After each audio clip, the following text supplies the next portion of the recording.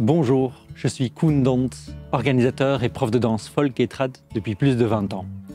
J'ai pu observer entre danseurs des comportements irrespectueux qui existaient dans le non-dit.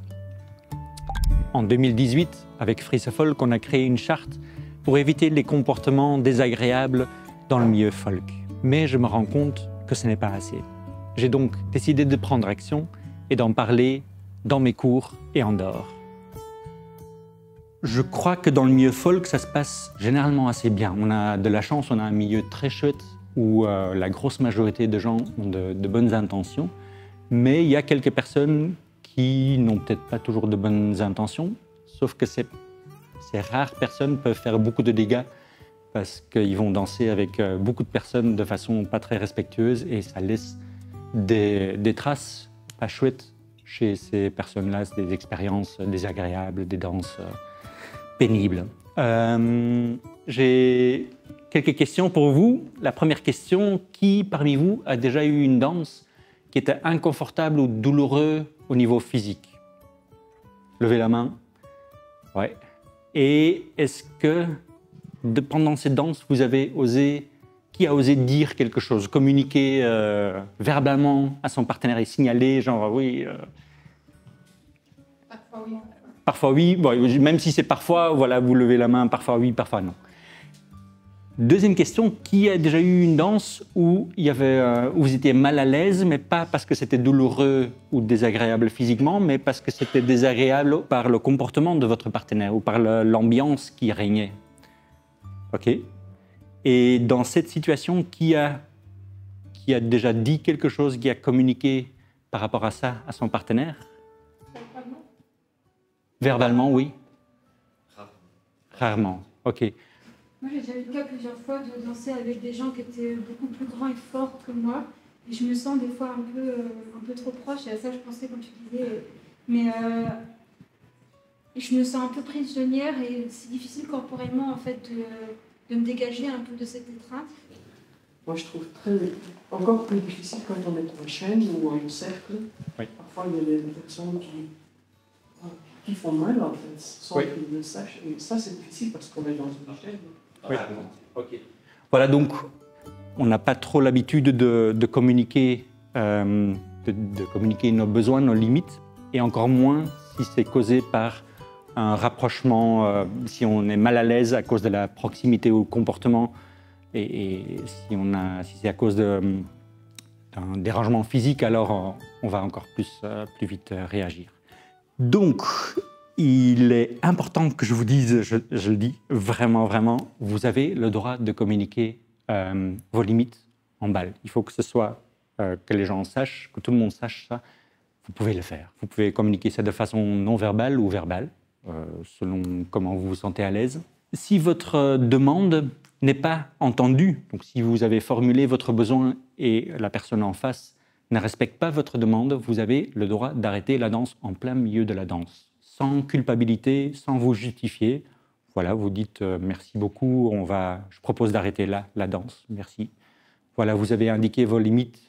Peut-être vous avez rappelé si vous pensez que l'autre personne n'a pas bien compris voilà, et si nécessaire, vous quittez la danse. Voilà.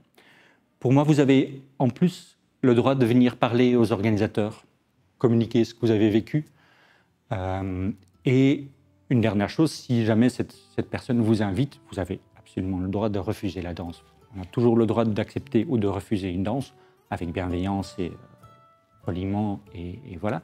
Mais vous avez le droit de refuser une danse. Vous n'êtes pas obligé, parce qu'une personne vous invite, vous n'êtes pas obligé de dire oui. Si vous communiquez de façon verbale, je vous invite à utiliser ce qu'on appelle la communication non violente. Je vous invite à parler de votre besoin, votre ressenti, plutôt que de parler du comportement de l'autre. Donc, on va essayer de ne pas juger.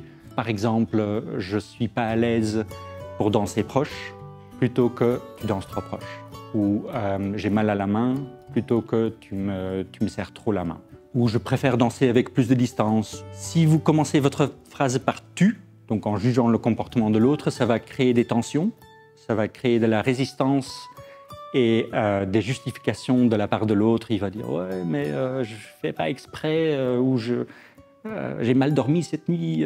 Voilà, des excuses voilà, qui sont inutiles et qui, voilà, peu importe. Voilà, ou nous aussi, quand on est dans l'autre rôle, on peut aussi faire attention à ce que nous, on provoque chez les autres. Parce que, voilà, peut-être j'ai l'habitude de danser proche avec mes copains et mes copines, et ça se passe très bien, et c'est juste de la danse, on s'amuse à deux, on peut être très collés, et ça peut être juste du plaisir dans le moment, sans deuxième intention. Mais peut-être avec une autre personne, son vécu ne va pas être agréable. Donc, essayez aussi, vous, de mettre en cause, de réfléchir à votre comportement. Voilà, donc n'hésitez pas à demander, à parler avec l'autre personne pour demander si cette position est confortable, si c'est pas trop proche, si c'est pas trop loin, s'il n'y a pas trop de tension dans votre cadre. Quand vous commencez une danse, prenez le temps de vous installer dans la position de danse. Si vous êtes tout de suite dans la position, il n'y a pas le temps pour l'autre de signaler de façon non verbale ses limites. Voilà, donc on y va progressivement.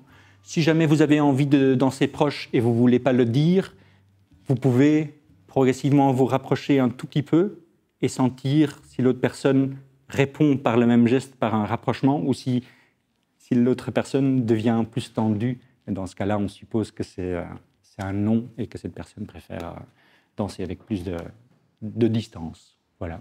Et soyons clairs là-dessus, donc une partie des situations agréables est causée par des gens avec des intentions un peu dans la zone grise, mais une bonne partie des situations inconfortables, c'est créé de façon inconsciente. Hein, donc il n'y a pas de mauvaise intention forcément, mais même dans ces cas-là, vous pouvez communiquer et dire « je ne suis pas très confortable dans cette position » ou est-ce qu'on peut essayer une autre façon de se tenir parce que là, j'ai un peu mal ou je ne suis pas bien. Et dans une chaîne, on a le droit aussi de quitter la chaîne. On peut, si on se sent en danger, on peut abandonner la danse. Ça m'est déjà arrivé d'abandonner la danse parce que je ne me sentais pas en liberté. Mais pourquoi pas, après coup, quand l'émotion est descendue, aller voir cette personne tranquillement un quart d'heure plus tard et dire « en fait, on était voisins dans la chaîne et j'ai eu mal et je voulais te partager ça calmement pour que tu puisses entendre ça et voilà, je te partage ça avec beaucoup de bienveillance. » Je crois que nous, en tant que danseurs plus expérimentés, on peut aussi veiller à ça et prendre soin des autres. Si nous, on remarque en balle quelqu'un qui semble être dans une position pas agréable, on peut aller voir cette personne après la danse, discrètement, et lui demander « est-ce que ça s'est bien passé, tout va bien ?» Et vous pouvez lui dire ce que je viens de vous dire. Voilà, pourquoi pas, pour que cette personne soit aussi au courant de ce qu'elle peut faire. Il y a aussi le fait de ne pas se mettre spontanément en position de force, de ne pas donner du feedback, donner haut. Oui. Et bien sûr, j'entends la différence entre partager son malaise et dire comment il faut danser à l'autre personne. Mais parfois, je peux trouver des zones où je ne suis pas trop sûr, que je me limite un peu de dire ça, de peur d'être dans cette position, de donner des conseils. Bon, je vous laisse juger. Mais effectivement, donc on évite de donner des conseils non demandés. Donc on ne va pas faire le prof et donner des cours de danse en balle, c'est vraiment pas chouette, c'est pas respectueux.